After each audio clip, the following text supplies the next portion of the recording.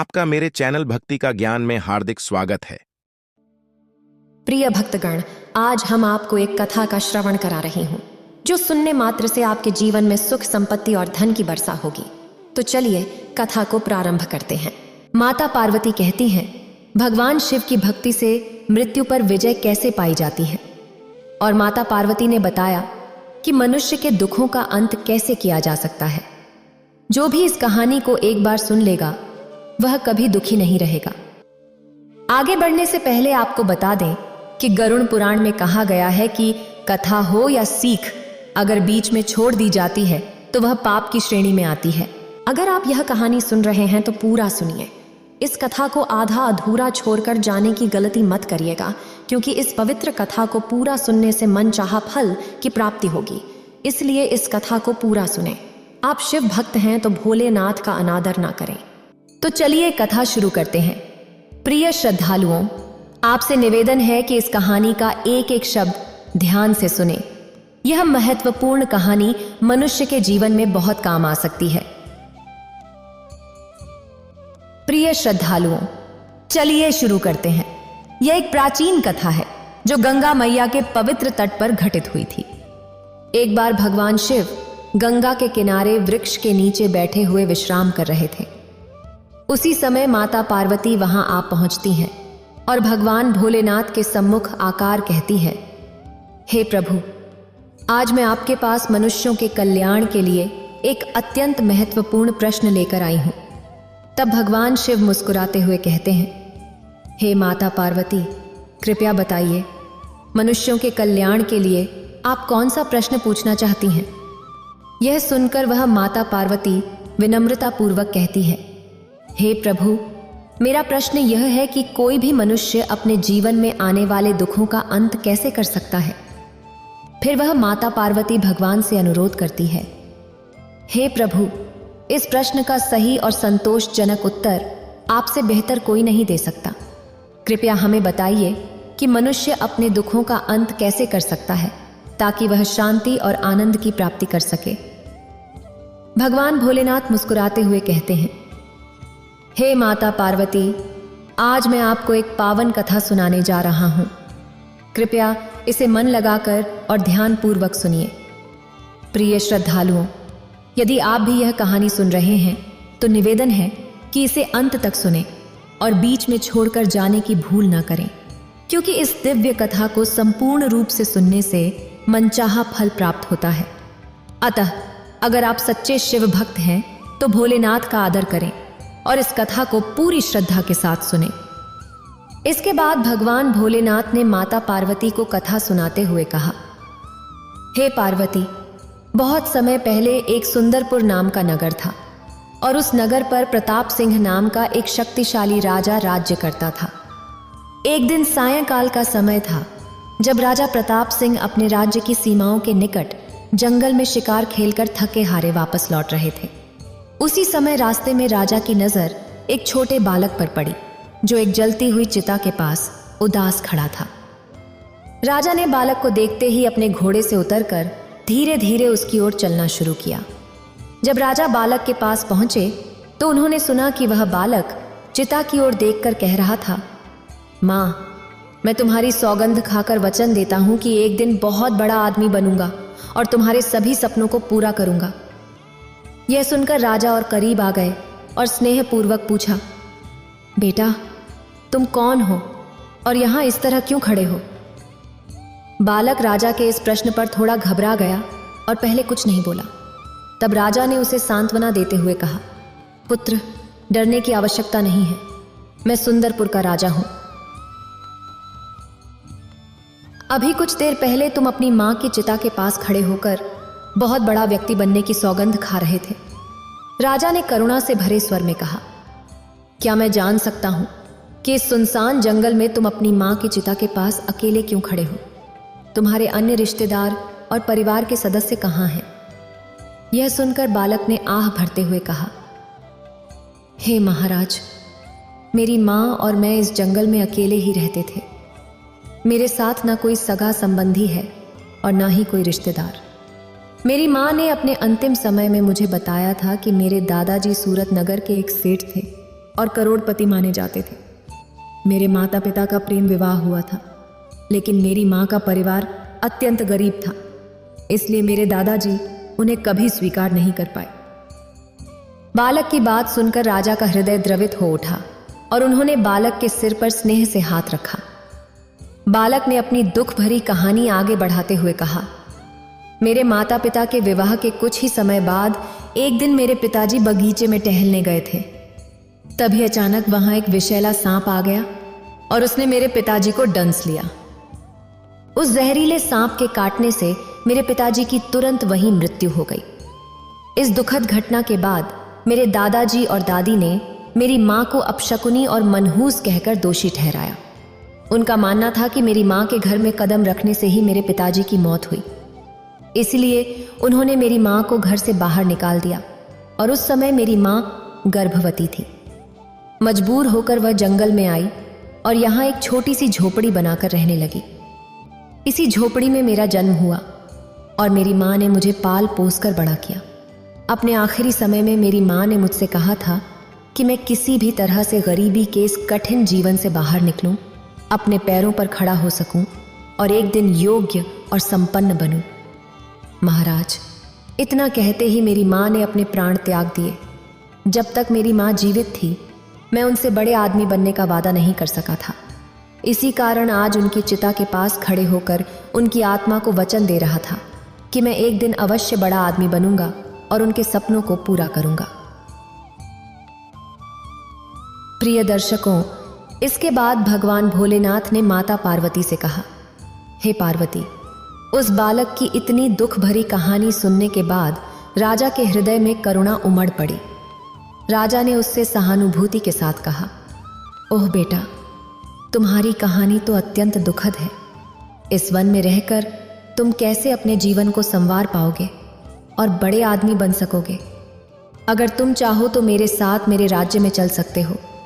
मैं तुम्हें शिक्षा दिलवाऊंगा, तुम्हारी हर संभव सहायता करूंगा और तुम्हारे उज्जवल भविष्य के लिए मेरा वचन है। राजा की इस बात को सुनकर बालक की आंखों में आशा की चमक आ गई और वह प्रसन्न होकर बोला, महाराज, यदि आप मुझे अपने साथ ले चलेंगे तो मैं खुशी खुशी आपके साथ जाने को तैयार हूं। फिर वह बालक राजा के साथ महल की ओर चल पड़ा। जब वे राजमहल पहुंचे तो रानी ने राजा को देखते हुए पूछा, महाराज, ये बालक कौन है और इसका नाम क्या है? राजा ने मुस्कुराते हुए उत्तर दिया, रानी, इसका नाम तेज प्रताप है। आज से यह हमारे महल में रहेगा और यहां रहकर शिक्षा प्राप्त करेगा। रानी ने यह सुनकर मन ही मन सोचा, महाराज भी ना जाने कहां कहां से किस तरह के लोग उठा लाते हैं और महल में ले आते हैं। इन्हें कौन समझाए कि यह महल है, कोई अनाथालय नहीं। राजा ने रानी के चेहरे के भावों को भांपते हुए कहा, महारानी, आप किस सोच में डूबी हुई हैं? रानी ने थोड़ा संभलते हुए उत्तर दिया, कुछ नहीं महाराज, आप जैसा उचित समझें।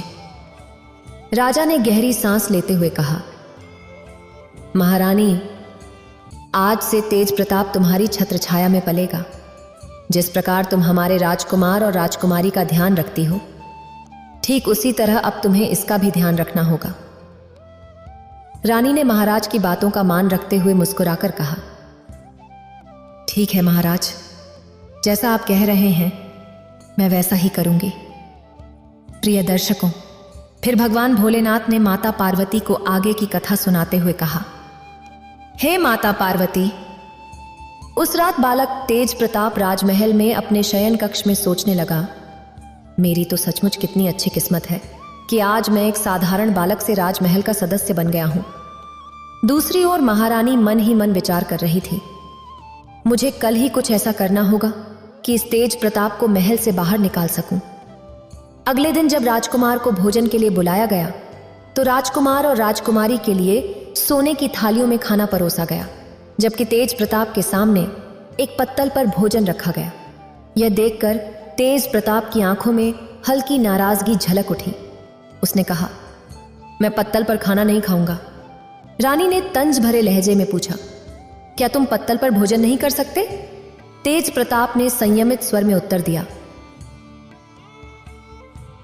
महारानी, मैं पत्तल पर खाना खा सकता हूं, लेकिन यह भेदभाव मुझे पसंद नहीं आया। जब आप लोग सोने की थाली में भोजन कर रहे हैं तो मुझे भी वही सम्मान क्यों नहीं दिया जा रहा है? रानी ने तीखे स्वर में कहा। अगर तुम्हें खाना खाना है तो खाओ, अन्यथा भूखे रहो। तेज प्रताप ने दृढ़ता से जवाब दिया। मैं तब तक भोजन नहीं करूंगा जब तक मुझे भी समान सम्मान के साथ सोने की थाली में भोजन नहीं परोसा जाता। रानी की इस अवमानना से आहत होकर तेज प्रताप गुस्से में वहां से उठ खड़ा हुआ और महल को छोड़कर उसी जंगल की ओर वापस लौट गया जहां से उसे राजा अपने साथ लेकर आए थे। जब महाराज महल में आए और उन्हें इस पूरे प्रसंग का पता चला तो उन्होंने रानी से नाराज होकर पूछा, रानी, ऐसा क्यों हुआ कि तेज प्रताप को सोने की थाली में भोजन नहीं परोसा गया? क्या हमने उसे महल में सम्मान के साथ रखने का वादा नहीं किया था? रानी ने शांति से उत्तर देते हुए कहा, महाराज, मैं तो बस यह देखना चाहती थी कि तेज प्रताप में कितना धैर्य और विनम्रता है, लेकिन इस घटना से साफ हो गया कि वह अत्यंत घमंडी और चतुर बालक है। ऐसे अहंकारी स्वभाव वाले व्यक्ति के पास कोई विशेषता नहीं होती और मुझे नहीं लगता कि वह अपने जीवन में कभी कुछ बड़ा बन सकेगा। राजा ने रानी से गंभीरता से कहा, महारानी, यह ठीक है कि आप उसकी परीक्षा लेना चाहती थीं, लेकिन उसे पत्ते पर भोजन परोसा और बाकी बच्चों को सोने की थाली में परोसा, यह उचित नहीं था। इससे उसके आत्मसम्मान को चोट पहुंची होगी और शायद उसने अपमानित महसूस किया हो। मुझे डर है कि कहीं वह महल छोड़कर वापस न चला जाए। रानी ने लापरवाही से कहा, महाराज, महल के सुख सुविधाओं को छोड़कर वह बालक कहां जा सकता है? यहां के ऐश्वर्य को त्यागना आसान नहीं है। लेकिन राजा की चिंता बढ़ चुकी थी। उन्होंने तुरंत तेज प्रताप को महल में हर जगह ढूंढना शुरू किया, लेकिन तेज प्रताप कहीं नहीं मिला। तब राजा ने गहरी सांस लेते हुए सोचा, तेज प्रताप जरूर उसी जंगल में अपनी पुरानी झोपड़ी में चला गया होगा। मुझे तुरंत वहां जाना चाहिए और इस बेसहारा बालक को वापस महल में लाकर उसको उचित स्थान देना चाहिए। राजा अपने घोड़े पर सवार होकर जंगल की ओर तेजी से निकल पड़े। दूसरी ओर जब तेज प्रताप वापस जंगल में पहुंचा तो उसने देखा कि गंगा नदी के किनारे त्रिकुट नामक एक चतुर सिंह वन था जिसका कोई अंत नहीं था। इसी वन में ब्रह्मा ऋषि नाम के करुणामय साधु निवास करते थे। वह साधु अपने दिल की गहराइयों से सभी प्राणियों के प्रति दया और प्रेम रखते थे। जब भी कोई यात्री उस रास्ते से गुजरता तो साधु महाराज उन्हें स्नेहपूर्वक आमंत्रित करते थे, यात्रियों, कृपया मेरी कुटिया में कुछ समय के लिए विश्राम करें, फिर आप अपनी यात्रा जारी रख सकते हैं। साधु की यह विनम्रता सुनकर यात्री उनके निवेदन को खुशी खुशी स्वीकार कर लेते थे। कुटिया में विश्राम करने के बाद यात्री साधु को प्रणाम करते और अपनी यात्रा पर आगे बढ़ जाते थे। उनके चेहरे पर संतोष और आभार की चमक होती थी। इस प्रकार ब्रह्मा ऋषि की कुटिया एक आश्रय स्थल बन गई थी जहां यात्री अपनी थकान मिटाते थे। इस प्रकार साधु महाराज उस जंगल में से गुजरने वाले सभी यात्रियों की सेवा भाव से सहायता किया करते थे। उसी वन में तेज प्रताप नामक एक कुख्यात डाकू भी निवास करता था, जिसका पेशा यात्रियों को लूटना और उनका धन छीनना था। जो भी यात्री उसे पैसा देने में जरा भी संकोच करता, वह तेज प्रताप के क्रोध का शिकार हो जाता था। इसी भय के कारण लोग उस घने जंगल से गुजरने से पहले सैकड़ों बार सोचने पर मजबूर हो जाते थे, और यदि कोई साहसी व्यक्ति हिम्मत जुटाकर जंगल में प्रवेश कर भी लेता तो तेज प्रताप उसे बिना किसी संकोच के लूट लिया करता। इस प्रकार तेज प्रताप के आतंक का प्रभाव आसपास के सभी गांवों में फैल चुका था। एक दिन गांव के कुछ साहसी लोग एकत्र हुए और उन्होंने तेज प्रताप के आतंक से मुक्ति पाने के लिए एक योजना बनाने का निश्चय किया। एक व्यक्ति ने कहा, तेज प्रताप डाकू का आतंक दिन प्रतिदिन बढ़ता ही जा रहा है, आखिर हमें इससे कैसे निपटना चाहिए? एक अन्य व्यक्ति ने कहा, भाइयों, संगठन में असीम शक्ति होती है। अगर हम सब मिलकर उस पर अचानक धावा बोलें तो कैसा रहेगा?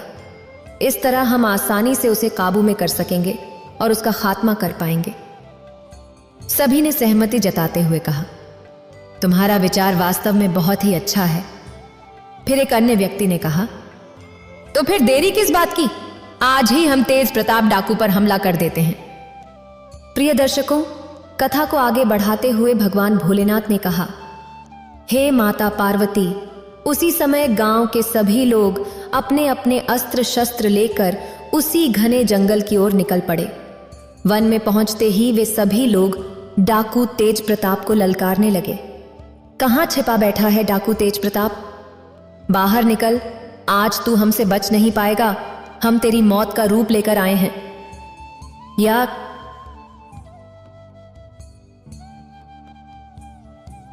आज तेरे आतंक का अंत निश्चित है। झाड़ियों में छिपा तेज प्रताप, जो किसी अन्य शिकार की फिराक में था, इन लोगों की चुनौती सुनकर अचानक चौकन्ना हो गया। उसने भय के साथ सोचा कि अगर आज इस भीड़ के हाथ लग गया तो मेरा बच निकलना मुश्किल होगा। उधर वे लोग लगातार उसे ललकारते हुए चुनौती दे रहे थे, जिससे उसकी घबराहट और भी बढ़ गई। डाकू तेज प्रताप ने मन ही मन सोचा कि यहां तो यह लोग मुझे पकड़े बिना छोड़ने वाले नहीं हैं। मुझे जल्द से जल्द यहां से निकलकर किसी सुरक्षित जगह छिपना होगा ताकि मैं अपनी जान बचा सकूं। यह सोचकर वह दबे पांव वहां से निकल भागा। थोड़ी दूर जाते ही उसे साधु महाराज की एक कुटिया नजर आई। उसने सोचा, मुझे इस कुटिया में जाकर शरण लेनी चाहिए, शायद यहां मैं सुरक्षित रह सकूं। कुटिया के पास पहुंचते ही वह भारी सांसें लेते हुए हाँफने लगा। साधु महाराज ने उसे देखा और बोले, तुम कौन हो पुत्र? इस तरह हाँफ क्यों रहे हो? और इस निर्जन जंगल में अकेले क्या कर रहे हो? कहीं तुम घर से भाग कर तो नहीं आए? तेज प्रताप ने साधु को आश्वस्त करते हुए कहा, नहीं ऋषिदेव, ऐसी कोई बात नहीं है। इसके बाद तेज प्रताप ने साधु महाराज को अपनी पूरी कहानी सुनाई। साधु ने ध्यान से उसकी बात सुनी और फिर गंभीरता से कहा, तो तुम बड़ा आदमी बनना चाहते हो? तेज प्रताप ने विनम्रता से जवाब दिया, हाँ बाबा, पर समझ नहीं पा रहा हूं कि मैं बड़ा आदमी कैसे बन सकता हूं। बाबा ने मुस्कुराते हुए कहा, बेटा, इस जंगल में रहकर ही तुम बड़े आदमी नहीं बन सकते हो। बड़ा आदमी बनने के लिए सबसे पहले बुद्धि और ज्ञान की आवश्यकता होती है, और बुद्धि का विकास शिक्षा से होता है। तेज प्रताप ने उलझन में कहा, ओह, लेकिन महाराज, मैं विद्या कैसे प्राप्त करूं? मेरे पास तो शिक्षा के लिए धन भी नहीं है। आखिर मुझे कौन पढ़ाएगा? साधु महाराज ने शांत स्वर में जवाब दिया, बेटा, यदि तुम्हारे मन में सच्ची लगन है और तुम पूरे मन से शिक्षा प्राप्त करना चाहते हो, तुम मेरे आश्रम में रहकर विद्या अर्जित कर सकते हो। यहां धन की आवश्यकता नहीं है, केवल तुम्हारा समर्पण चाहिए। इस पर राघव सेन ने अपनी उखड़ी हुई सांसों पर काबू पाते हुए कहा, साधु बाबा, कुछ लोग मेरी हत्या के इरादे से इस वन में मुझे ढूंढ रहे हैं। कृपया आप मुझे उनकी क्रूरता से बचाइए। साधु बाबा ने शांत स्वर में कहा, बेटा, तुम जल्दी से कुटिया के अंदर जाकर छिप जाओ। राघव सेन ने तुरंत बाबा की बात मानी और बिना एक शब्द कहे कुटिया के भीतर जाकर छिप गया। उसी समय तेज प्रताप की तलाश में एक बड़ी भीड़ कुटिया के पास आ पहुंची। लोगों ने साधु महात्मा से विनम्रता से पूछा, बाबा, क्या आपने यहां से किसी आदमी को गुजरते हुए देखा है? साधु बाबा ने धीरे से कहा, आप किस व्यक्ति की बात कर रहे हैं पुत्र? उन सभी ने एक स्वर में जवाब दिया, साधु महात्मा, हम कुख्यात डाकू तेज प्रताप की बात कर रहे हैं। उसने इस क्षेत्र के मासूम और निहत्थे लोगों को लूट लूट कर बहुत परेशान किया है। वह गरीबों से धन छीनकर अपना खजाना भरता है और मौका मिलने पर निर्दोषों की हत्या करने से भी नहीं चूकता। आज हम उसके अत्याचार का अंत करने आए हैं ताकि हमारे गांवों में शांति लौट सके।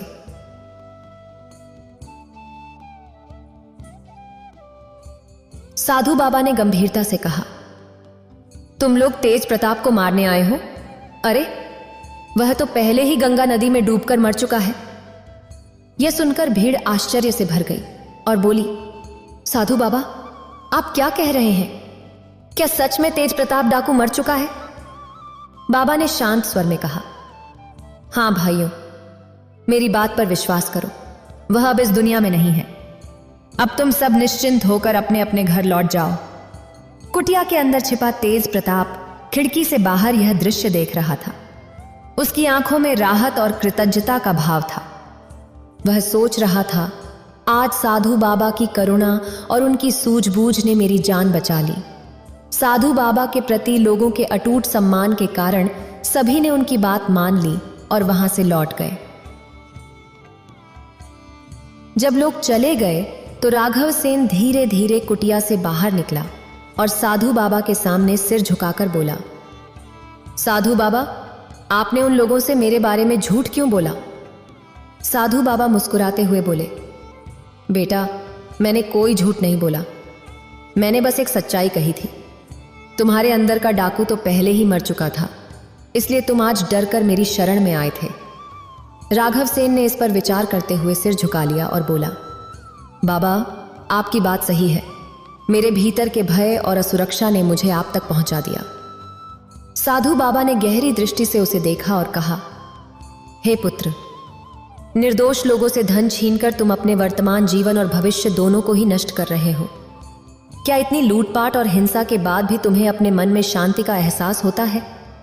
तुम भी अन्य लोगों की तरह निर्भय होकर जीवन बिता सकते हो, लेकिन देखो, तुम्हें हमेशा इस बात का डर लगा रहता है कि कहीं कोई तुम्हें मार न दे। बोलो, क्या यह सत्य नहीं है? राघव सेन ने सिर झुकाकर जवाब दिया, हाँ साधु बाबा, यह सच है।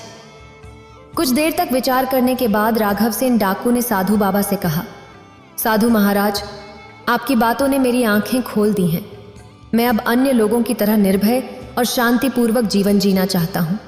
कृपया मुझे ऐसा कोई उपाय बताइए जिससे मैं भी आपकी तरह समाज में आदर और सम्मान प्राप्त कर सकूं।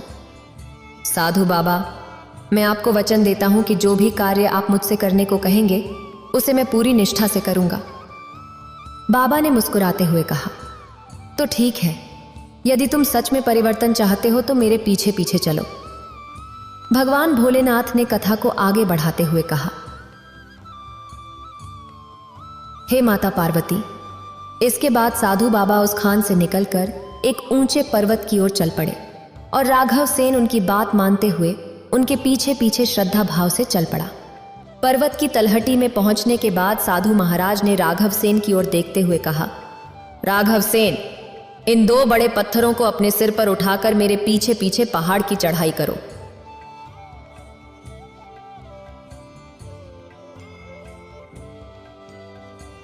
तेज प्रताप ने बिना किसी झिझक के कहा, ठीक है साधु बाबा। उसने दोनों भारी पत्थरों को अपने सिर पर उठा लिया और साधु महाराज के पीछे चलने लगा। कुछ ही कदम चलने के बाद वह थकान से हाँफने लगा और उसके कदम लड़खड़ाने लगे। यह देख साधु बाबा ने पूछा, क्या हुआ तेज प्रताप, तुम्हारी सांस क्यों फूल रही है? तेज प्रताप ने जवाब दिया, साधु बाबा, ये पत्थर बहुत भारी हैं, इन्हें ले चलना मुश्किल हो रहा है। साधु महाराज ने सिर हिलाते हुए कहा, अच्छा, तो एक पत्थर नीचे फेंक दो। तेज प्रताप ने तुरंत एक पत्थर को जमीन पर छोड़ दिया और फिर साधु महाराज के पीछे पीछे पहाड़ की चढ़ाई करने लगा। कुछ दूर आगे बढ़ने पर वह फिर से रुक गया और बोला, साधु बाबा, यह एक अकेला पत्थर भी बहुत भारी लग रहा है, अब मुझसे और आगे चढ़ाई नहीं हो पा रही। साधु बाबा ने उसकी ओर करुणा से देखा और कहा, ठीक है, इसे भी फेंक दो और अब खाली हाथ मेरे पीछे चलो। तेज प्रताप ने दूसरा पत्थर भी नीचे गिरा दिया और हल्का महसूस करते हुए साधु महाराज के पीछे पीछे बिना किसी कठिनाई के पहाड़ की चोटी की ओर बढ़ने लगा। अंततः चोटी पर पहुंचकर उसने गहरी सांस लेते हुए साधु महाराज से पूछा, साधु बाबा, आप मुझे यहां तक क्यों लाए हो? तब साधु बाबा ने कहा, देखो, तुम्हारे सिर पर अब तक लूटपाट और हत्याओं के 2 भारी पत्थरों का बोझ था। यह बोझ तुम्हें उस जनप्रिय पर्वत पर चढ़ने से रोक रहा था जहां लोग तुम्हें पसंद करते हैं। इसलिए तुम एक काम करो, आज से लूटपाट और हत्या का रास्ता छोड़ दो। जिन लोगों से अब तक तुमने धन लूटा है उन्हें वह धन वापस कर दो। तब तुम सबके प्रिय बन जाओगे और लोग तुम्हें एक भले इंसान के रूप में जानने लगेंगे। तेज प्रताप बोला, ठीक है साधु बाबा, मैं ऐसा ही करूंगा, लेकिन मुझे नहीं पता कि जिनसे मैंने धन छीना था वे कौन थे और कहां रहते थे। इस पर साधु बाबा ने कहा, तो तुम यह करो कि जो भी धन तुमने चुराया है उसे गरीबों और भिखारियों में बांट दो। इससे तुम अपना पाप भी हल्का कर सकोगे और सही मार्ग पर आ सकोगे। तेज प्रताप ने साधु बाबा की बात मानी। उसने भेष बदलकर शहर में जाकर अपने साथ लाया हुआ सारा धन गरीबों और जरूरतमंदों में बांट दिया। धन बांटने के बाद तेज प्रताप फिर से वन लौट आया और साधु बाबा के पास पहुंचकर बोला, बाबा, मुझे अपनी शरण में ले लीजिए। मैंने आज तक कोई भी नेक काम या सच्ची शिक्षा नहीं पाई है। कृपया मुझे ऐसा ज्ञान सिखाइए जिससे मेरा जीवन सार्थक हो सके। साधु बाबा ने उसकी विनम्रता देखकर उसे अपना शिष्य बना लिया और बोले, तेज प्रताप, जितना हो सके सदा दूसरों की मदद करना, उनकी सहायता करना, यही मानवता की असली सेवा है और यही ईश्वर की भक्ति है। तेज प्रताप ने साधु बाबा के साथ 5 वर्ष बिताए। इस अवधि में साधु बाबा की कृपा और मार्गदर्शन से तेज प्रताप अत्यंत बुद्धिमान और सच्चे चरित्र वाला व्यक्ति बन गया। एक दिन साधु बाबा ने तेज प्रताप से कहा, तेज प्रताप, आज तुम्हारी शिक्षा पूर्ण हो गई है। यह सुनकर तेज प्रताप ने विनम्रता से पूछा, गुरुदेव, मैं आपकी दी हुई शिक्षा का मूल्य कैसे चुका सकता हूं? साधु बाबा ने मुस्कुराते हुए उत्तर दिया, बेटा, सच्ची शिक्षा का कोई मूल्य नहीं होता, यह अनमोल होती है। तेज प्रताप ने साधु बाबा के साथ रहकर शिक्षा की शुरुआत की और आश्रम के विभिन्न कार्यों में भी ऋषि की सहायता की। इस तरह वर्षों का समय बीतता गया और धीरे धीरे तेज प्रताप एक परिपक्व युवा बन गया।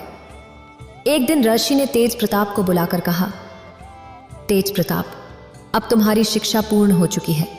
मुझे तुम पर गर्व है क्योंकि तुम मेरे सबसे योग्य और समझदार शिष्य हो। मेरा आशीर्वाद तुम्हारे साथ है। अपनी बुद्धि का सही उपयोग कर तुम किसी भी कठिनाई का सामना कर सकोगे और सफलता प्राप्त करोगे। आज तुम एक आदर्श पुरुष में बदल चुके हो। तेज प्रताप ने विनम्रता से कहा, गुरुदेव, अब मुझे क्या करना चाहिए? साधु बाबा ने गंभीर स्वर में कहा, तेज प्रताप, अब तुम एक युवा और परिपक्व व्यक्ति हो गए हो। तुम्हारे सामने पूरा जीवन पड़ा है, इसलिए अब तुम्हें अपने जीवन यापन के लिए कोई कार्य करना होगा और अपने जीवन को सही दिशा में आगे बढ़ाना होगा। तेज प्रताप ने उदास स्वर में कहा, गुरुदेव, मैं हर जगह एक डाकू के रूप में बदनाम हूं। कौन मुझे काम देगा? साधु बाबा ने उसे सांत्वना देते हुए कहा, तेज प्रताप, जो कुछ तुमने सीखा है उसका उपयोग करो। अपनी बुद्धि और ताकत को एक सच्चे योद्धा की तरह जीवन के इस कुरुक्षेत्र में आजमाओ। तुम्हारी कोशिश तुम्हें निश्चित ही सफलता की ओर ले जाएगी। यह सुनकर तेज प्रताप ने संकल्प किया कि वह सुंदरपुर जाएगा। सुंदरपुर वही राज्य था जहां के राजा ने उसके बचपन में उसे शरण दी थी, लेकिन रानी ने उसका अपमान कर उसे वहां से भगा दिया था।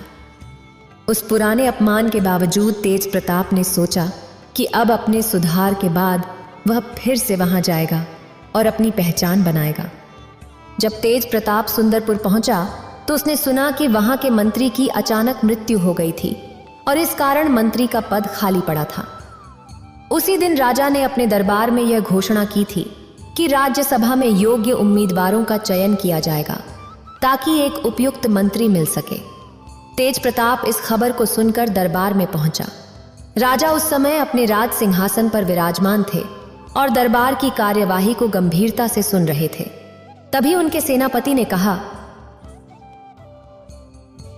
महाराज, मंत्री की अचानक मृत्यु के कारण यह महत्वपूर्ण पद अब खाली हो गया है।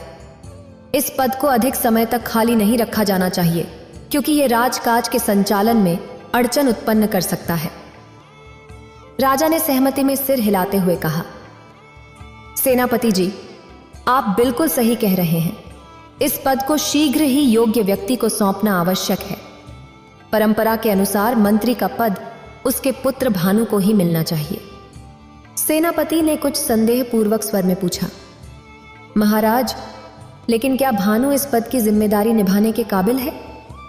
राजा ने थोड़ा कठोर स्वर में उत्तर दिया, चाहे वह योग्य हो या ना हो, यह पद उसे ही दिया जाएगा। हमारे राज्य की प्राचीन परंपरा यही कहती है कि मंत्री का पुत्र ही उसका उत्तराधिकारी होगा।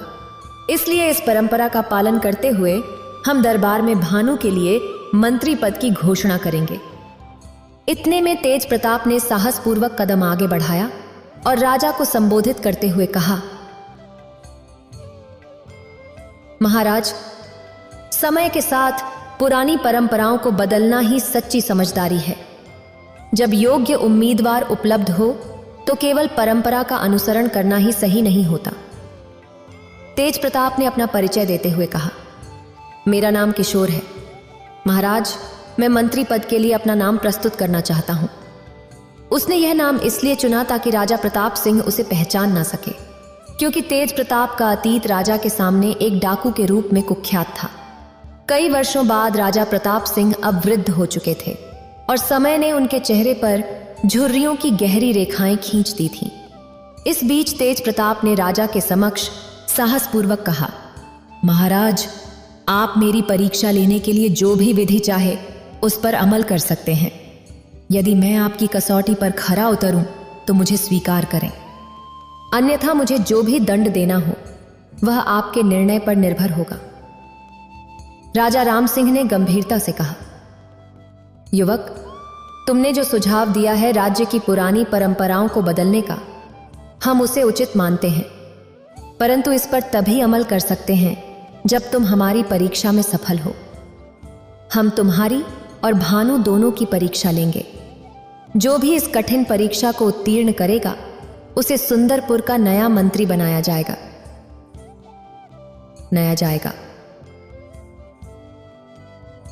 राजा के आदेश पर तुरंत राज दरबार में सोने की मयान में रखी हुई 2 सुंदर तलवारें लाई गईं। राजा ने पहली तलवार भानु को देते हुए कहा, भानु, तुम्हें उत्तर दिशा की ओर जाना है और वहां समीप के राज्य केसरपुर में जाकर राजा थान सिंह को यह तलवार भेंट के रूप में सौंपनी है। यह तुम्हारी निष्ठा और कर्तव्य परखने की यात्रा होगी। फिर राजा ने दूसरी सोने की मयान तलवार किशोर यानी तेज प्रताप को सौंपी और कहा, किशोर को क्या दा, तुम्हें पश्चिम दिशा के सीमावर्ती राज्य चतुरपुर जाना होगा और वहां के राजा चतुर सिंह को यह भेंट पहुंचानी है। इस कार्य से तुम्हारी बुद्धि, धैर्य और कूटनीति की परीक्षा ली जाएगी। इसी प्रकार राजा राम सिंह ने दोनों को कठिन और चुनौतीपूर्ण मार्ग पर भेजने का निर्णय लिया ताकि उनकी योग्यता और साहस का परीक्षण हो सके। प्रिय श्रद्धालुओं, दोनों ही युवा उसी समय अपने अपने हथियार लेकर अलग अलग दिशाओं की ओर रवाना हो गए। भानु उत्तर दिशा में स्थित केसरपुर के राज दरबार में पहुंचा और वहां के राजा से विनम्रता पूर्वक कहा, महाराज, मैं सुंदरपुर के राजा राम सिंह का भेजा हुआ राजदूत हूं। हमारे महाराज ने आपके लिए यह सोने की तलवार उपहार स्वरूप भेजी है। केसरपुर के राजा ने प्रसन्न होकर कहा, हम आपके महाराज की ओर से दिए गए इस अनमोल उपहार को सहज स्वीकार करते हैं। लेकिन जब राजा ने उस तलवार को म्यान से बाहर निकाला तो उनकी नजर तलवार की नोक पर पड़े लाल रंग पर गई। यह देखकर वह चकित हो उठे और बोले, यह क्या? तलवार की नोक पर लाल रंग क्यों लगा है? राजदूत, क्या इसका कोई विशेष अर्थ है? हम इसे समझ नहीं पा रहे हैं। भानु को यह प्रश्न अप्रत्याशित लगा और उसने मन ही मन सोचा, तलवार की नोक पर यह लाल रंग क्यों लगा है? हो सकता है मुझे तो इस लाल रंग का कोई कारण समझ में नहीं आता। क्या यह संकेत है या फिर अनजाने में ऐसा हुआ है? इस सवाल ने भानु को असमंजस में डाल दिया, क्योंकि वह इस रहस्य का अर्थ नहीं जानता था। राजा के सवाल का जवाब न देना ठीक नहीं होगा। यह सोचकर भानु ने साहस बटोरते हुए उत्तर दिया, हाँ राजन, इस तलवार की नोक पर लगा लाल रंग का रहस्य यही है कि हमारे महाराज आपको यह संकेत देना चाहते हैं कि या तो आप उनके अधिकार और तलवार की शक्ति को शांति से स्वीकार कर लें, अन्यथा उनकी तलवार आपके राज्य में खून की नदियां बहाने से पीछे नहीं हटेगी। हमारे महाराज का संदेश है कि अब युद्ध भूमि में ही इस तलवार की धार का निर्णय होगा। यह सुनते ही राजा मानसिंह का चेहरा गुस्से से तमकमा उठा। उन्होंने अपनी दरबार की ओर देखते हुए गरजते हुए कहा, सेनापति जी, सुंदरपुर के राजा राम सिंह ने लाल रंग की तलवार भेजकर हमें खुली चुनौती दी है। यह हमारे राज्य का अपमान है। आज से ही हमारी सेना का पुनर्गठन आरंभ किया जाए। हम शीघ्र ही सुंदरपुर पर आक्रमण की योजना बनाएंगे और इस चुनौती का उत्तर देंगे। भानु यह सुनकर भयभीत हो उठा, क्योंकि वह कभी नहीं चाहता था कि उसकी गलती के कारण दोनों राज्यों के बीच युद्ध की स्थिति बन जाए। परंतु हालात की गंभीरता को देखते हुए वहां से तुरंत निकल पड़ा। मन ही मन चिंतित था कि उसकी कई बातों ने संकट को और भड़का दिया है। वहीं दूसरी ओर जब तेज प्रताप चतुरपुर पहुंचा और वहां के राजा के दरबार में उपस्थित हुआ तो राजा चतुर सिंह ने उसे देखा और कहा, राजदूत, तुम्हारे राजा द्वारा भेजी गई इस तलवार की नोक पर जो लाल रंग लगा है उसका मतलब हमें समझ नहीं आ रहा है। क्या तुम इसका रहस्य स्पष्ट कर सकते हो? तेज प्रताप ने राजा के प्रश्न पर गहन विचार किया और फिर सम्मानपूर्वक उत्तर दिया, महाराज, हमारे राजा आपके प्रति अत्यधिक आदर और मित्रता का भाव रखते हैं। यह तलवार उसी सम्मान और मित्रता का प्रतीक है। तलवार की नोक पर लमाता पार्वतिया गया लाल रंग यह संकेत करता है कि हमारा राज्य और हमारे महाराज आपकी मित्रता को निभाने के लिए किसी भी सीमा तक जा सकते हैं। क्नॉइस, राजा चतुर सिंह ने प्रसन्न होकर कहा, यह बहुत ही उत्तम संदेश है।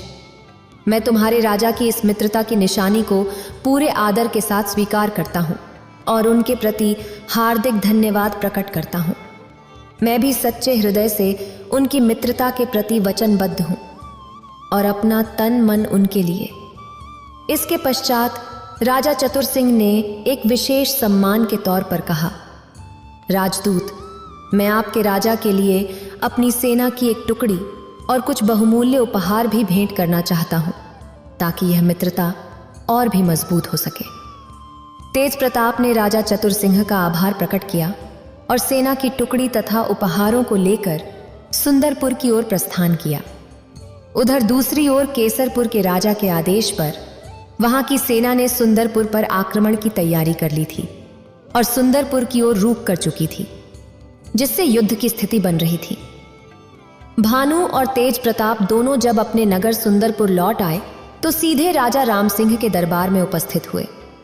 राजा ने भानु को देखा और गंभीर स्वर में पूछा, भानु, बताओ, कैसरपुर के राजा ने तुमसे क्या कहा? जब उन्होंने तलवार की नोक पर लगे लाल रंग को देखा तो तुमने उन्हें इसका क्या अर्थ समझाया? भानु ने घबराते हुए सारी बात विस्तार से बताई और कहा, महाराज, मैंने उन्हें बताया कि तलवार की नोक पर लगा लाल रंग हमारे राजा की शक्ति और चुनौती का प्रतीक है। मेरे कहने पर उन्होंने इसे सीधा युद्ध निमंत्रण समझा और इसी कारण उन्होंने अपनी सेना को सुंदरपुर पर आक्रमण के लिए तैयार कर लिया है। राजा प्रताप सिंह यह सुनते ही चौंक उठे और बोले, भानु, तुम यह क्या कह रहे हो? क्या वास्तव में कैसरपुर के राजा थान सिंह ने हमारे राज्य पर आक्रमण करने का फैसला कर लिया है? भानु ने सिर झुकाकर जवाब दिया, जी हाँ महाराज, उनका इरादा स्पष्ट है और वे शीघ्र ही हमारे राज्य पर हमला करने वाले हैं। उसी क्षण एक गुप्तचर दौड़ता हुआ दरबार में पहुंचा और कहा, महाराज, केसरपुर की सेना तेजी से सुंदरपुर की ओर बढ़ रही है। हमारे पास अपनी सेना को इस समय इतनी जल्दी संगठित करने का अवसर भी नहीं है। दरबार में इस खबर से सन्नाटा छा गया। राजा राम सिंह चिंतित हो उठे, लेकिन तभी तेज प्रताप ने आगे बढ़कर उन्हें धीरज बंधवाते हुए कहा, महाराज, कृपया चिंता ना करें। मैंने चतुरपुर के राजा द्वारा भेजी गई सेना की टुकड़ी को महल के बाहर तैयार खड़ा कर रखा है। हमारे पास यह शक्ति है और हमारे लिए यह अवसर है कि हम इस संकट का सामना करें। तेज प्रताप ने सुझाव दिया, महाराज, सेनापति जी को आदेश दीजिए कि वे केसरपुर की सेना से मुख्य द्वार पर मुकाबला करें, जबकि मैं अपनी लाई हुई टुकड़ी के साथ केसरपुर की सेना पर पीछे से हमला करूंगा। इस दोहरी रणनीति से केसरपुर की सेना भ्रमित हो जाएगी और उनका सामना करना मुश्किल होगा। इस परिस्थिति में विजय हमारी होगी। राजा राम सिंह ने तेज प्रताप की सूझबूझ और हिम्मत की सराहना की और सेनापति को निर्देश देने का आदेश दिया। इस प्रकार सुंदरपुर ने बुद्धिमानी और साहस से इस चुनौती का सामना करने का साहस जुटाया। प्रिय श्रद्धालुओं, जैसा कि तेज प्रताप ने पूर्व में अनुमान लमाता पार्वतिया था, युद्ध में शानदार विजय प्राप्त करने के बाद महाराज राम सिंह ने भानु और तेज प्रताप को महल में बुलाया। जब दोनों दरबार में पहुंचे तो राजा ने एक गंभीर स्वर में कहा, किशोर, तुम्हारी बुद्धिमता और रणनीति के कारण ही हम इस युद्ध में सफलता हासिल कर सके हैं। इसलिए हम तुम्हें सुंदरपुर का मंत्री नियुक्त करते हैं। इस पर भानु ने तुरंत प्रतिक्रिया व्यक्त करते हुए कहा, महाराज, ये तो मेरे साथ बड़ा अन्याय है। तब महाराज ने कहा, मैंने तुम दोनों को समान भेंट देने के लिए कहा था, लेकिन तुम दोनों ने अपनी अपनी बुद्धि का उपयोग करते हुए उन भेंट का अलग अलग अर्थ निकाला। किशोर, तुमने अपनी बुद्धिमानी और दूरदर्शिता से काम लिया, जबकि भानु ने केवल मूर्खता का परिचय दिया, जिसके परिणाम स्वरूप केसरपुर के राजा को हमने हमेशा के लिए अपना शत्रु बना दिया है। अब बताओ, क्या हम तुम्हें सुंदरपुर का मंत्री बना सकते हैं? भानु ने राजा राम सिंह की बातों को गंभीरता से सुना, लेकिन इस समय वह राजा को कोई उत्तर नहीं दे सका। उसने सिर झुकाए रखा और चुपचाप दरबार से बाहर निकल गया। उसे अपनी असफलता का एहसास हो गया था। फिर राजा ने स्पष्टता से घोषणा की, हम तेज प्रताप, जिसे किशोर भी कहा जाता है, को सुंदरपुर नगर का नया मंत्री नियुक्त करते हैं। यह हमारे लिए गर्व का क्षण है। उस रात किशोर को मंत्री बनने के सम्मान में राजमहल में भव्य भोज के लिए आमंत्रित किया गया। यह भोज उसकी नई जिम्मेदारी का जश्न मनाने और राघव सेन की बुद्धिमानी और साहस को मान्यता देने का अवसर था। महारानी ने खुद अपने हाथों से किशोर को भोज परोसना शुरू किया। मंत्री बने किशोर ने एक क्षण रुककर कहा, क्षमा करें महाराज, लेकिन मैं चांदी की थाली में भोजन करने के बजाय सोने की थाली में भोजन करना पसंद करूंगा। महारानी ने मुस्कुराते हुए उत्तर दिया, बिल्कुल, हम इसका भी उचित प्रबंध कर देते हैं। जब राघव सेन को सोने की थाली में भोजन परोसा गया तो उसने हल्का सा हंसते हुए कहा, देखिए महारानी जी, वह दिन आ ही गया जिसकी आपने कभी कल्पना नहीं की थी। महारानी ने आश्चर्य से पूछा, आप क्या कह रहे हैं मंत्री जी? मंत्री ने उत्तर दिया, महारानी जी, क्या आप याद कर सकती हैं कि आज से 20 वर्ष पहले आपने एक छोटे बालक, जिसे राघव सेन कहा जाता था, उसे पत्तों पर भोजन परोसा था? रानी ने कुछ पल सोचते हुए कहा, ओह हाँ, मुझे याद आया। उस दृढ़ बालक ने तब उस भोजन को खाने से मना कर दिया था और कहा था कि वह तभी इस महल में भोजन करेगा जब उसे सोने की थाली में परोसा जाएगा। महारानी ने विस्मय से पूछा, लेकिन आपको यह बातें कैसे पता हैं? तब राघव सेन ने गर्व से उत्तर दिया, मैं वही बालक हूं जिसे आपने राघव सेन के नाम से जाना था। राजा प्रताप सिंह ने महारानी की ओर देखकर कहा, देखो मेरी प्रिय रानी, जिस बालक को आपने अहंकारी समझा था, वह आज इस राज्य का मंत्री बन चुका है। मंत्री ने अपनी बात को आगे बढ़ाते हुए कहा, राजन, यदि महारानी जी ने मुझे उस समय तिरस्कृत नहीं किया होता तो शायद मेरे मन में ऊंचाइयों को छूने की तीव्र इच्छा कभी जागृत नहीं होती। मैं तो महारानी जी का एहसानमंद हूं, क्योंकि उन्होंने मुझे अपनी विनम्रता और आदर्श से प्रेरित किया। इस प्रकार मंत्री ने कुशलतापूर्वक अपने पद की जिम्मेदारियां संभाली और राज्य के विकास में अपनी भूमिका निभाने लगा। प्रिय श्रद्धालुओं, धीरे धीरे 5 वर्ष बीत गए। फिर एक दिन राजा प्रताप सिंह ने राघव सेन को एक महत्वपूर्ण पत्र देते हुए कहा, तुम उधमपुर राज्य जाओ, क्योंकि वहां चोरी की घटनाएं काफी बढ़ गई हैं। कृपया अपने विवेक का प्रयोग करते हुए उस राज्य को चोरों से मुक्त करने का प्रयास करें। वहां के राजा ने मुझे सहायता के लिए पत्र भेजा है और मैं चाहता हूं कि आप उनकी समस्या का समाधान करें। तेज प्रताप ने राजा की आज्ञा का पालन करते हुए सिर झुकाया और कहा, आपकी बात का पालन करना मेरा कर्तव्य है। महाराज, मैं तुरंत उधमपुर की ओर रवाना हो जाऊंगा और वहां की स्थिति का निपटारा करूंगा। इस प्रकार तेज प्रताप ने अपनी जिम्मेदारी को लेकर न केवल उत्साह व्यक्त किया, बल्कि यह भी दिखाया कि वह अपने मंत्री पद की गरिमा को गंभीरता से लेता है। प्रिय श्रद्धालुओं, फिर तेज प्रताप अपने घोड़े पर सवार होकर उधमपुर की दिशा में तेजी से चल पड़ा। उसने लगातार 1 दिन और 1 रात यात्रा की और अंततः वहां पहुंच गया। जब वह उधमपुर के राजमहल पहुंचा तो उसने राजा शशिकांत सिंह के सामने उपस्थित होकर कहा, राजा प्रताप सिंह ने आपके नाम यह पत्र भेजा है। राजा शशिकांत सिंह ने आश्चर्य से पूछा, तो क्या राजा प्रताप सिंह जी ने मदद के लिए तुम्हें यहां भेजा है? तेज प्रताप ने सिर हिलाते हुए कहा, जी हां महाराज, यह पत्र मेरे साथ है। राजा ने फिर पत्र को अपने हाथों में लेकर ध्यानपूर्वक पढ़ना शुरू किया। पत्र में लिखा था, यह पत्र लेकर जो व्यक्ति आपके पास आ रहा है वह पिछले 5 वर्षों से मेरे पास मंत्री के पद पर कार्यरत है। मैंने इसके साथ कई वर्ष बिताए हैं और अब उसका मन पूरी तरह से स्पष्ट और निष्कलंक हो चुका है। मेरी शिक्षा से उसकी बुद्धि अत्यंत तीव्र हो गई है और इसलिए मैं चाहता हूं कि आप इसे अपना विशेष सलाहकार नियुक्त कर लें। आपका मित्र राजा प्रताप सिंह। पत्र को पढ़ने के बाद राजा शशिकांत गहरी सोच में डूब गए। उन्हें यह याद आया कि यह व्यक्ति एक समय में कुख्यात डाकू रहा था और 5 वर्ष के लिए वह मंत्री के पद पर कार्य कर चुका है।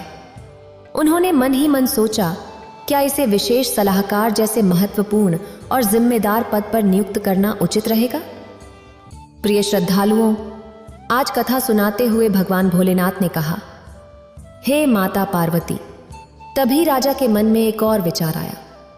उन्होंने सोचा कि भले ही यह व्यक्ति अपने अतीत में कुछ भी रहा हो, लेकिन जब राजा राम सिंह जैसे अनुभवी और समझदार राजनेता ने इसकी क्षमताओं की पुष्टि की है तो निसंदेह यह व्यक्ति उपयोगी साबित होगा। इस सकारात्मक सोच के साथ उन्होंने तेज प्रताप से पूछा, तुम्हारा नाम क्या है? तेज प्रताप ने तुरंत जवाब दिया, जी महाराज, मेरा नाम तेज प्रताप है। राजा ने मुस्कुराते हुए कहा, तेज प्रताप, आज से हम तुम्हें अपना विशेष सलाहकार नियुक्त करते हैं। तेज प्रताप ने उत्साहपूर्वक कहा, महाराज, तब तो मैं अपने आप को बड़ा ही सौभाग्यशाली महसूस करता हूं। उस दिन राजा शशिकांत सिंह ने तेज प्रताप को राज दरबार में अपने साथ लाया और कहा, तेज प्रताप, आज से तुम यहीं पर बैठकर अपने ज्ञान और अनुभव का उपयोग करोगे। तुम्हारी सलाह हमारे राज्य के लिए अत्यंत महत्वपूर्ण होगी। इस तरह तेज प्रताप ने एक नई भूमिका में प्रवेश किया और राजा ने उसे अपने दरबार में सम्मानित किया। इसके बाद तेज प्रताप ने अभी अपना स्थान ग्रहण किया ही था कि अचानक कुछ लोग अपनी शिकायतें लेकर राज दरबार में उपस्थित हो गए। उनमें 3 पुरुष और एक वृद्ध महिला शामिल थी। एक पुरुष ने आगे बढ़ते हुए महाराज से विनम्रता से कहा, महाराज, इस बूढ़ी महिला ने हमारा सारा धन हड़प लिया है। कृपया हमें न्याय प्रदान करें और हमारा धन वापस दिलाने में सहायता करें। राजा ने गंभीरता से कहा, पहले हमें सभी विवरण सुनाओ ताकि हम इस मामले में कोई उचित निर्णय ले सकें। तब उस वृद्ध महिला ने साहस जुटाते हुए कहा, महाराज, ये तीनों लोग झूठ बोल रहे हैं। मैं आपको सच सच पूरी कहानी सुनाती हूं। इसके बाद वृद्ध महिला ने अपनी कहानी सुनाना शुरू किया। उसने कहा, महाराज, यह 4 व्यापारी आपके राज्य में व्यापार करने आए थे और यहां आकर उन्होंने भारी मुनाफा कमाया, जिससे उनके पास काफी धन इकट्ठा हो गया। वृद्ध महिला ने आगे बताया, एक दिन यह चारों लोग अपना संपूर्ण धन लेकर मेरे पास आए और बोले, बुढ़िया माँ, हम इस राज्य में नए हैं और हमारे पास काफी धन है। कृपया हमारे धन की रक्षा करो। मैंने इनसे पूछा, मैं तुम्हारे धन की रक्षा कैसे करूं? तो उन्होंने कहा, हम तुम्हारे घर के आंगन में अपना धन गाड़ देंगे। जिस दिन हम सब एक साथ आकर अपना धन मांगेंगे, उस दिन तुम हमें वह धन वापस कर देना। लेकिन अगर हम में से कोई एक व्यक्ति अकेला आकर धन मांगे तो उसे मत देना। यह तो बहुत सरल है, लेकिन मेरे लिए क्या लाभ है? इस पर उन व्यापारियों ने जवाब दिया, बूढ़ी माँ, इसके बदले में हम तुम्हें भी कुछ धन देंगे। यह सुनकर बूढ़ी माँ ने कहा, मुझे तुम्हारी यह बात मंजूर है।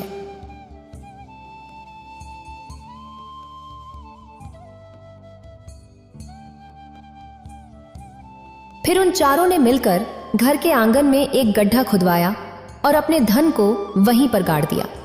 इसके बाद उन्होंने कहा, बुरी माँ, हम हर शाम को यहां भोजन करने आया करेंगे। बुरी माँ ने सहमति देते हुए कहा, ठीक है। फिर वे बड़े उत्साह से हर शाम को भोजन करने आते और बुढ़िया से पूछते, हमारा सारा धन सुरक्षित तो है ना? इस पर बुढ़िया विश्वास के साथ जवाब देती, हाँ बेटा, तुम्हारा धन पूरी तरह सुरक्षित है।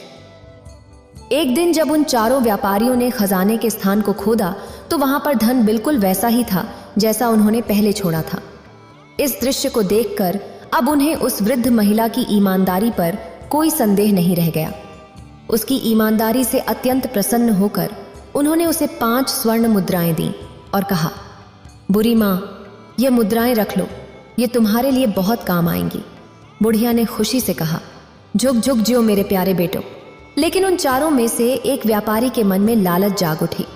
उसने सोचा, अगर मैं इस बूढ़ी माँ को धोखा देकर सारा धन हड़प लूं, तो मेरी जिंदगी बिना किसी मेहनत के आराम से गुजरेगी। एक दिन जब वे चारों व्यापारी घर के बाहर एक पेड़ के नीचे बैठकर आराम कर रहे थे, तभी उनमें से एक ने दूसरे से कहा, तुम बूढ़ी माँ से जाकर कह दो कि वह जल्दी से खाना बना दे, मुझे बहुत भूख लग रही है। दूसरे ने कहा, ठीक है, मैं अभी जाता हूं। और वह तेजी से घर की ओर चल पड़ा। उसकी योजना थी कि वह बूढ़ी माँ को किसी तरह व्यस्त करके खुद खजाने को अपने हाथ में ले लेगा। उसकी आंखों में लालच की चमक थी और उसके मन में धोखे की एक नई रणनीति तैयार हो रही थी। वह सोच रहा था कि यह सबसे उत्तम अवसर है जब उसके साथी बाहर व्यस्त हैं और वह अकेले ही उस धन को हड़प सकता है। घर के अंदर पहुंचकर उसने वृद्ध महिला से कहा, बूढ़ी मां, हमें इस समय पूरे धन की आवश्यकता है। मेरे साथियों ने धन लाने के लिए मुझे भेजा है। बुरा मत मानो, थोड़ी चिंता जताते हुए पूछा, तुम्हें सारे धन की एक साथ इस वक्त क्या इतनी आवश्यकता पड़ गई? फिर उसने उत्तर दिया, हे बूढ़ी मां, यदि तुम्हें मेरी बात पर यकीन नहीं हो रहा तो तुम बाहर जाकर मेरे साथियों से पूछ लो। इस पर वृद्ध महिला ने सोचा कि शायद यह सच हो, इसलिए वह घर के बाहर आई और वहां बैठकर आराम कर रहे व्यापारियों से बोली, क्या तुमने जयंत से जो कहा है वह सही है? सभी ने एक साथ कहा, हाँ बूढ़ी मां, यह सच है, लेकिन कृपया जल्दी करो। फिर बूढ़ी मां घर के अंदर वापस आई और बोली, तुम्हारे साथी भी तुम्हारी बात का समर्थन कर रहे हैं, इसलिए तुम गड्ढे को खोदकर अपना धन ले जा सकते हो। वह व्यक्ति मन ही मन में सोच रहा था, मेरी यह चाल पूरी तरह से सफल हो गई। अब मैं आसानी से उस धन को अपने कब्जे में ले लूंगा। उसकी आंखों में धूर्तता की चमक थी और उसे विश्वास था कि उसका यह धोखा सफल होगा। वह व्यक्ति तेजी से गड्ढा खोदने में लग गया। अपनी मेहनत और उत्साह से उसने बड़ी फुर्ती से पूरा गड्ढा खोद लिया और धन से भरे 2 थैले निकालकर बाहर रख दिए। फिर उसने वृद्ध महिला से कहा, बूढ़ी मां, क्या तुम जरा एक लोटा पानी ला सकती हो? मुझे बेहद प्यास लग रही है। बूढ़ी महिला ने मुस्कुराते हुए कहा, अभी लाई बेटा। यह कहकर वह पानी लेने के लिए चली गई। इस बीच पलक झपकते ही वह व्यक्ति धन से भरे हुए दोनों थैले उठाए और घर के पिछवाड़े में खड़े अपने घोड़े की पीठ पर लाद कर तुरंत वहां से भाग निकला। दूसरी ओर उसके साथी जो बाहर बैठकर आराम कर रहे थे, यह सोचने लगे कि उनका मित्र इतनी देर तक क्यों नहीं लौटा। एक ने कहा, चलो अब तक तो खाना तैयार हो गया होगा, चलो अंदर चलते हैं। वे तीनों अंदर गए और बूढ़ी मां से पूछा, क्या खाना तैयार है? हमने तो बहुत पहले अपने मित्र को खाना बनवाने के लिए कहा था। बूढ़ी मां ने थोड़ा हैरान होकर उत्तर दिया, उसने मुझसे कुछ नहीं कहा। वह व्यक्ति तो सारा धन लेकर तुम्हारे पास गया है। यह सुनते ही तीनों व्यापारी चौंक गए और उनके चेहरे पर चिंता की लकीरें खिंच गईं। एक ने कहा, लेकिन तुमने उसे अकेले सारा धन क्यों सौंपा? उनकी आवाज में संशय और आशंका थी और वे एक दूसरे की ओर आश्चर्यचकित नजरों से देखने लगे। बूढ़ी औरत ने कहा, महाराज, मैं तो दरवाजे पर आई थी और आपने मुझसे कहा था कि जल्दी करो। व्यापारी बोले, हमने तो सिर्फ भोजन जल्दी तैयार करने के लिए कहा था। क्या तुम्हारे मित्र ने तुम्हें धोखा दिया है? फिर बूढ़ी औरत ने अपनी पूरी कहानी बताते हुए कहा, महाराज, यही है मेरी सारी कहानी। अब आप ही बताइए, इस घटना में मेरी क्या गलती है? तभी तीनों व्यापारी बोले, ये बूढ़ी औरत झूठ बोल रही है। इसे जरूर पता है कि हमारा मित्र हमारा धन लेकर कहां भागा है। महाराज, कृपा कर हम पर दया करें और हमारा सारा धन वापस दिलवाने में मदद करें।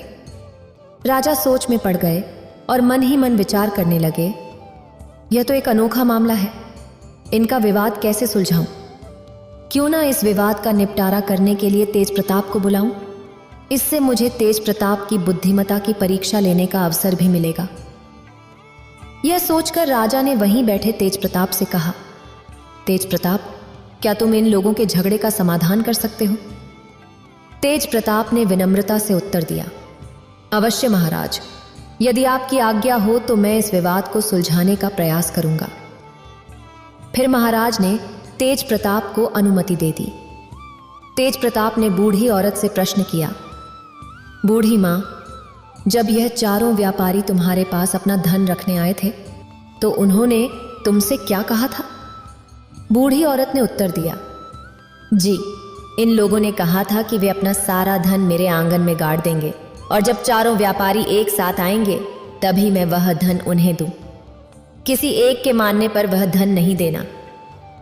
राघव सेन ने फिर व्यापारियों की ओर देखा और उनसे पूछा, तो भाइयों, बूढ़ी मां ने जो कुछ कहा है क्या वह सच है? क्या आप लोगों को कुछ और कहना है? व्यापारियों ने कहा, हमें कुछ और कहने की आवश्यकता नहीं है श्रीमान, बूढ़ी मां ने जो कुछ आपको बताया है वह बिल्कुल सच है, परंतु इन्होंने हमारी अनुमति के बिना ही हमारे चौथे साथी को सारा धन सौंप दिया। यही हमारी शिकायत है। तब राघव सेन ने स्पष्टता से पूछा, तो आप लोगों ने बूढ़ी मां से यही कहा था कि जब तक चारों एक साथ आकर मांगे नहीं तब तक धन मत देना? व्यापारी बोले, हाँ, ये बात बिल्कुल सच है। तब राघव सेन ने कहा, तो उसी प्रकार जब तुम चारों व्यापारी एक साथ बूढ़ी मां के पास आओगे और उससे अपने पैसे मांगोगे तभी उसे तुम्हारा धन वापस देना चाहिए, अन्यथा नहीं। व्यापारी बोले, हाँ महोदय, यह सही है। फिर तेज प्रताप ने उनसे कहा, तो फिर तुम लोग इस बूढ़ी मां की शिकायत लेकर क्यों आए हो? अपने उस चौथे साथी को साथ लाओ और सभी एक साथ जाकर उससे अपना धन मांगो। यदि उस समय बूढ़ी मां तुम्हारा धन नहीं लौटाएगी तो उसे दोषी ठहराया जा सकता है। यह सुनकर तीनों व्यापारी गहरे सोच में पड़ गए और उन्हें महसूस हुआ कि तेज प्रताप ने बड़ी समझदारी से उनकी ही बातों का उपयोग कर उन्हें उलझा दिया है। तभी बूढ़ी औरत ने कहा, बेटा, तुमने बिल्कुल सही फैसला सुनाया है। ईश्वर तुम्हें लंबी उम्र दे। जब तीनों व्यापारी सिर झुकाकर वहां से जाने लगे तो तेज प्रताप ने उन्हें रोकते हुए कहा, रुको, मुझे तुम लोगों पर कुछ संदेह है। क्या कोई व्यक्ति अपनी मेहनत की कमाई को यूं ही किसी अनजान व्यक्ति के घर में रखेगा? धन की सुरक्षा के और भी सुरक्षित उपाय होते हैं। तेज प्रताप ने कठोर स्वर में कहा, सच सच बताओ, तुम्हें यह धन कहां से मिला? व्यापारियों ने घबराते हुए उत्तर दिया, महाराज, हमने यह धन व्यापार करके कमाया है, यही सच है। तेज प्रताप ने भौं चढ़ाते हुए कहा, मैं तुम्हें चेतावनी दे रहा हूं, सच्चाई बताओ, वरना मैं तुम्हारी खाल में भूसा भरवा दूंगा। फिर तेज प्रताप ने उनकी तरफ देखते हुए कहा, क्या तुम लोग वास्तव में सच बोल रहे हो? व्यापारियों ने हिचकिचाते हुए कहा, महाराज, हम सच कह रहे हैं। तेज प्रताप ने सख्त स्वर में आदेश दिया, अब जल्दादों को बुलवाओ ताकि इनसे सच उगलवा सके।